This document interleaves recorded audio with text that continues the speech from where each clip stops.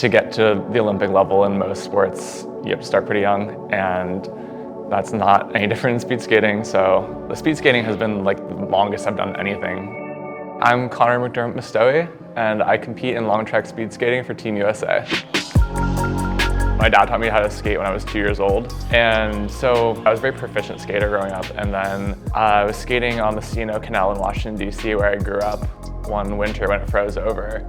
And some person went by in speed skates, and I was like, those skates are so cool. I want to have those skates.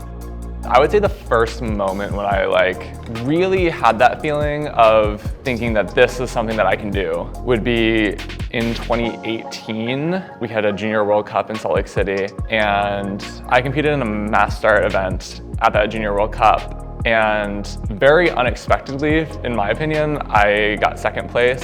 It, for me, was very out of the blue, especially that soon in my skating career to win an international medal, even at the junior level. And that was kind of an aha moment where I was like, wow, maybe actually I could be competitive in this.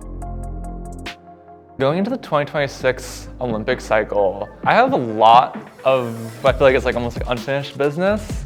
In the 2022 Olympic year, I started the year off really strong, and I had extremely high hopes and expectations for myself. And then at World Cup 3, I want to say it was about a month before Olympic trials, I got extremely sick with norovirus and lost 12 pounds in 2 days. And yeah, there was just no coming back from that in a month. So that Olympic trials ended up being extremely frustrating, disappointing for me. And at that time, after the disappointment of the Olympic year, I was really looking for an escape and something other than speed skating, since that year had been speed skating all the time.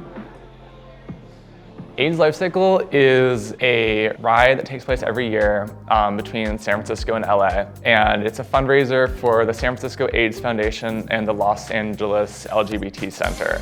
So I signed up for it, not knowing anybody doing it, didn't have a team, and was immediately brought into the community and added onto an amazing team for the ride.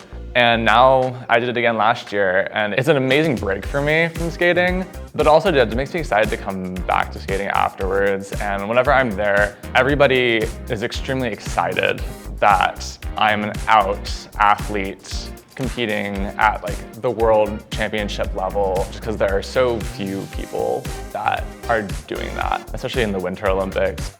So it was always a good reminder every time I participate in the ride of what that means, especially for a lot of the older LGBT people who are on the ride. It just is very meaningful to me when they share how much my existing openly in sports means to them, especially when they were growing up. That was not something anyone thought would be possible.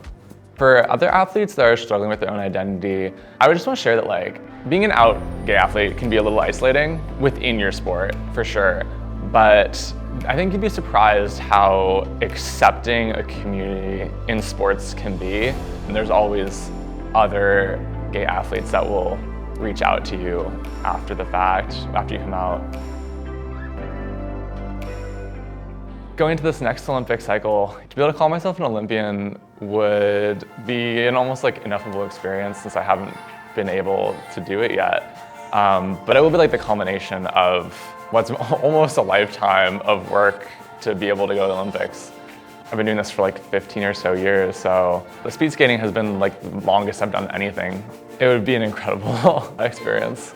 So far, I feel I've been making good progress.